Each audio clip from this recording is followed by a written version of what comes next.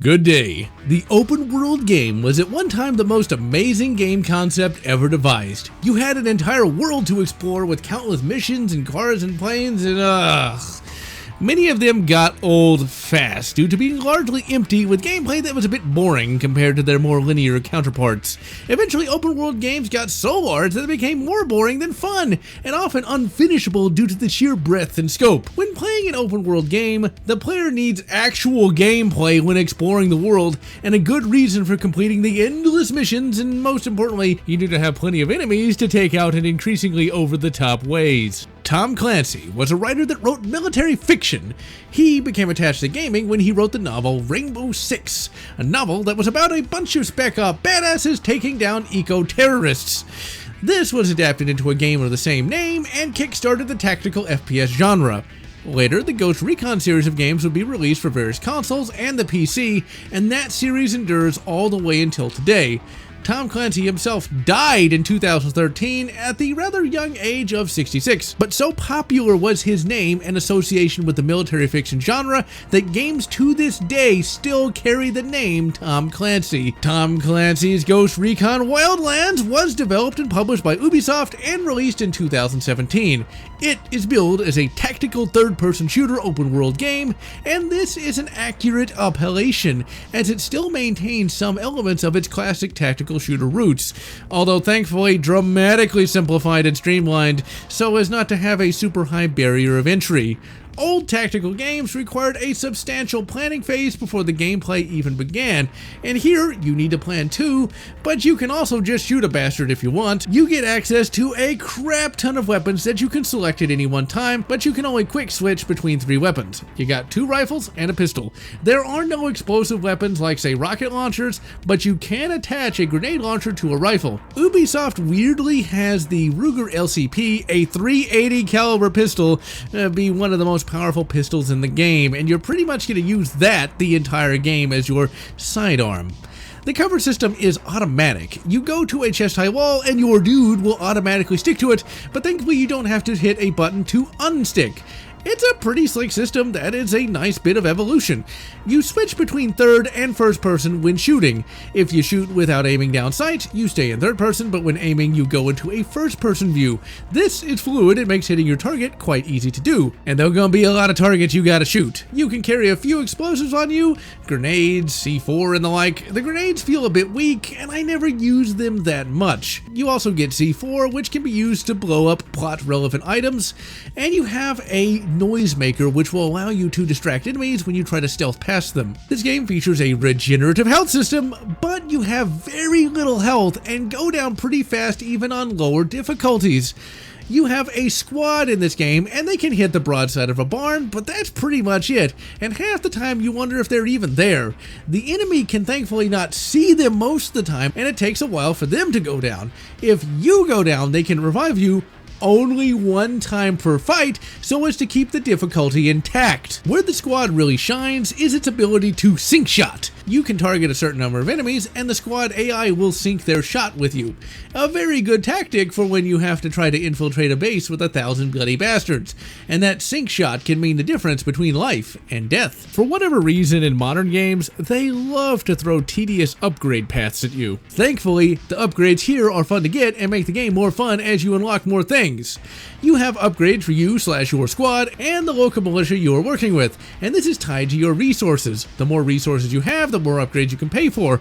This makes completing side quests and scouring the land fun because it directly benefits you, the player. There are a crap ton of vehicles in the game, ranging from tractors to helo choppers and planes. This game does not want you to waste your time, and helos are every bloody where, and they are the best way to get your ass moving. And you can unlock the ability to spawn a helo, and there are also plenty of fast travel points to be found. Where the game really shines is its difficulty. The enemies are well armed and smart, and if you kill a few, reinforcements will be called in, and sometimes that's just a few SUVs, and sometimes it's a helo. Every firefight can be fun because the enemy has a good chance of taking you out, thus ensuring the meat of the game never gets boring or tedious. Where the tactical routes come in is how you approach any given firefight. You have a drone and binoculars, and before attacking an enemy stronghold, you need to do recon. This allows you to mark enemies so that when you engage them, you can always know where they are.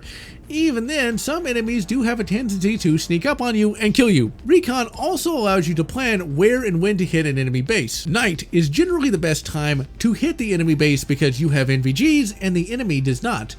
In most open world games, a helicopter is a win the game button.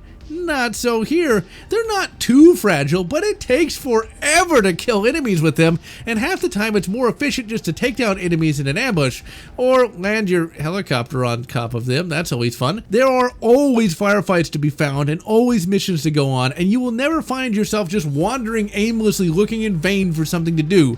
In 5 seconds, you can have 50 guys and 6 helicopters bearing down on you looking for blood. In addition to all of that, you can play dress up. No, really, you can dress yourself and your squad however you want. Hell, you and your dudes are completely customizable from gender to hair, and you get a bunch of cool cosmetics right from the get-go. Some have to be unlocked, and some have a further paywall, but the good ones are available from the start, and I'm not gonna lie, I spent hours getting my operators to look bloody awesome, because if you're going to go on a one-team mission to take down a bastard, you gotta do it in style. And on top of all that, the game has co-op, which makes the experience even better. The devs wanted the player to have a fun, complex, and chaotic experience, and they succeeded beyond my wildest expectations, and this is a game worthy of a place in the rarefied ranks of Alpha Prime. The version of Ghost Recon the Wildlands we're looking at here is the PC version, and as you can see, it doesn't like to be recorded. I recorded this game with the recording software that came with my graphics card, and usually that software works with just about any game, but apparently Ghost Recon the Wildlands does not like it. In-game performance is far better than this, and usually I'm getting 60 FPS with a few dips here and there. So, you build a super expensive computer wanting to play all the latest games, only to find that all the latest games are utter crap. I built me a super epic gaming PC only to play games from 20 years ago, or more. I was randomly searching games on Steam when I found Ghost Recon the Wildlands. It looked pretty okay, but little did I know that I would sink over 40 hours into that bloody game. I finally had a goddamn game that taxed my RTX 760 Super. The game looks gorgeous, and the enemies look great, the cars are well detailed, and the world is huge and expansive, and it's fun just to fly over it. And then bail out and blow up bastards with an underbarreled grenade launcher. Finally, we got a game here that not only looks good, but plays good. Sound design is pretty alright, nothing sounds too generic, and we do have some good explosions here and there that make use of my modern sound system. VA work is decent, no one is given much to work with, but at least we got good TV show performances out of the actors. The game mainly has ambient music, but it's better than the usual Hans Zimmer-esque fare that is seen in most modern games, so at least gets a passing grade for that. The game's story is very modern in that it's supposed to be super edgy while trying to be fun too. And oddly enough, it succeeds, and it also doesn't treat the player like crap because they bought the game, like other Ubisoft games such as Far Cry 4 and 5. This is a straightforward game story where you, the player, are the good guy, and the villains are the bad guys. It's a little gray in places, but not enough to be annoying. You are part of the Ghosts, a top-secret, high-speed, low-drag team of badasses. A drug enforcement agency officer was killed in Bolivia, and now you and your team are sent in to get revenge by taking out the Santa Blanca cartel. This cartel is headed up by the evil El Sueño. Nice and simple. You are an American squad sent to kill a drug-peddling, human-trafficking bastard of the lowest order. You start by taking down his pawns, aka the Buchans. You have to destabilize them first by taking out their operations, and then you either kill or capture them. They each have some characterization, with the body disposal Buchan being the creepiest of them all, as he just treats it like a job and is mentally deficient. The main villain at one point tries to buy you off with some cars, but I just blew him up. And the main villain looks and acts okay. He's not mustache-twirlingly evil most of the time, and his VA work is suitably intimidating in places. While in Bolivia, you work with a guy named Pakatari, and he is set up as the future of Bolivia, but randomly the game reverses course on that towards the end so it can be super edgy. Your squad has no real character to it, but they have decent canned lines that are at least entertaining to listen to for the first time, but they repeat them over and over again.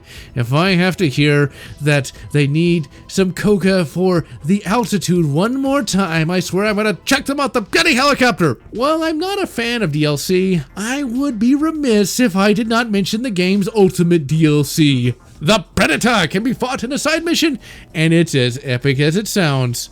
All told, the story is adequate and unobtrusive, and the ending is satisfying at least. I really cannot recommend this game enough. It's a game! It's got fun gameplay, story, music, and it looks amazing on a modern day computer. You would think that game companies would make more of these games instead of loot boxes. Yeah, but what are you gonna do? I'm GeneralLotz, and I'm wishing you good Mercenaries, Playground of Destruction, and good Crackdown 1, or whatever makes you happy. If you enjoyed this video, please consider subscribing, and please consider leaving a like or a comment, as the algorithm desires your soul. And I want to thank all those fans who have supported this channel, both past and present.